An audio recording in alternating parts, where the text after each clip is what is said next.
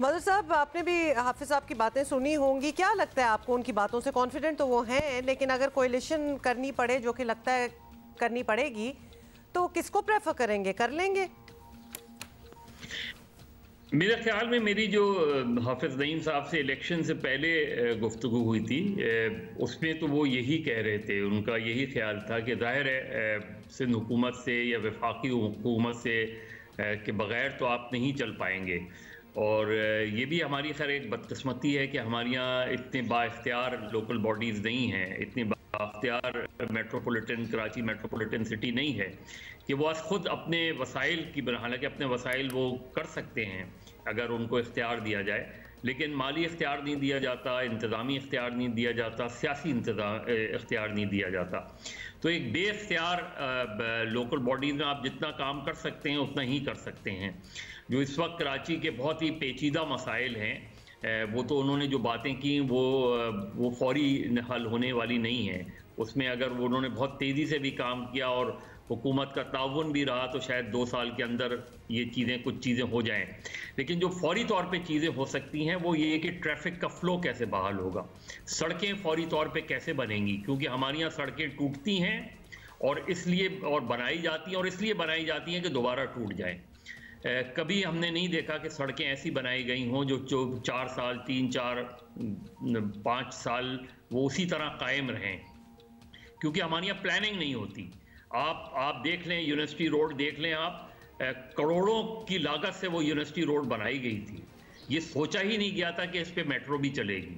अगर ये सोचा जाता, आज वो करोड़ों रुपए की लागत से वो जो सड़क बनाई गई वो टूट गई, और इसलिए टूट गई क्योंकि आपने उसके बाद ये कंसीव किया कि आपने यहाँ मेट्रो चलानी है। यही हमारा जो कॉन्सेप्ट है कि हम ये सोचते ही नहीं हैं कि जब आप कोई सड़क बनाने जा रहे हैं तो उससे पहले वो तमाम रिक्वायरमेंट्स पूरी करनी होती हैं ताकि उसके बाद वो अच्छा मज़र साहब, ये आपने जो बात की है, इख्तियारात की बात की है, और ये बड़ी कॉमन नॉलेज भी है, सारों को पता है कि आप लड़ के कंटेस्ट करके पहुंच तो जाएं, लेकिन आगे आपके हाथ ऑलमोस्ट बंधे ही होते हैं। Do you think this is one of the reasons के जो आवाम है वो उस तरह नहीं निकलती लोकल बॉडी इलेक्शंस में जिस तरह आई गेस जनरल इलेक्शंस में निकलते हैं, क्योंकि उनको पता है कि शायद आगे कुछ नहीं होना? एक बड़ी रीज़न जो है, बड़ी वजह यही है कि लोग एक तरीके से मायूसी का शिकार हैं, लेकिन लोग खुद भी जिम्मेदार हैं इस चीज़ के, यानी बहुत सी चीज़ों के वो खुद जिम्मेदार होते हैं। जो इंक्रोचमेंट है, जो सर्विस रोड्स पे इंक्रोचमेंट होती है, इसमें बहुत हद तक खुद लोग भी जिम्मेदार होते हैं। आप देख लें, आप कार पार्किंग सबसे बड़ी मिसाल है हमारे यहाँ लोग गाड़ियाँ किस तरह पार्क करते हैं। तो ये बहुत छोटी चीज़ें हैं। मैं लॉन्ग टर्म्स पे जाता ही नहीं है, मैं लंबी चौड़ी सीवरेज लाइंस पे ही नहीं जाता, मैं इस चीज़ पर भी नहीं जाता।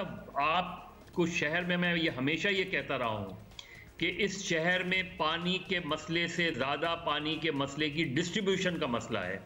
इस शहर में वाटर बोर्ड के लोगों के अपने टैंकर्स चलते हैं, इस मुल्क में बहुत से इदारों के अपने टैंकर्स चलते हैं। वाटर बोर्ड के नहीं, और भी बहुत से लोगों के भी टैंकर्स चलते हैं जिनके बारे में शायद कोई बात नहीं कर सकता। हमारे साथ अब ये बताइएगा कि 60% of the city is that we are talking about, लोगों को ये भी इदराक नहीं है कि हम सिर्फ 60% आबादी के बल्दियाती इंतखाब की बात कर रहे हैं, बाकी rest of the city is cantonments. So एक सारा 60% तो बहुत 60% कह रहा हूँ, बहुत ज़्यादा। आप कितने? मेयर, मैं आपको बताऊं, कराची का मेयर 34% शहर का मेयर होता है। सही, मेजॉरिटी जो है, एरिया जो है वो उसके अंडर कराची के मेयर के अंडर ही नहीं आती। और ये बारहा ये बात की गई है कि भाई आपने कैंटोनमेंट बोर्ड रखने हैं, 6 कैंटोनमेंट बोर्ड रखने हैं, सुप्रीम कोर्ट के फैसले के बावजूद बरकरार रखने, कोई आपको टच नहीं कर सकता। कोई आपकी कारसाज को जो इंक्रोच करके आधी सड़क पर कब्जा हो गया है, कोई उसे क्वेश्चन नहीं कर रहा। लेकिन कम से कम उन सारे इदारों को एक मेयर के अंडर होना चाहिए, चाहे आप कैंटोनमेंट बोर्ड हो, DHA हो, फेडरल गवर्नमेंट के इदारे हों, दीगर हों।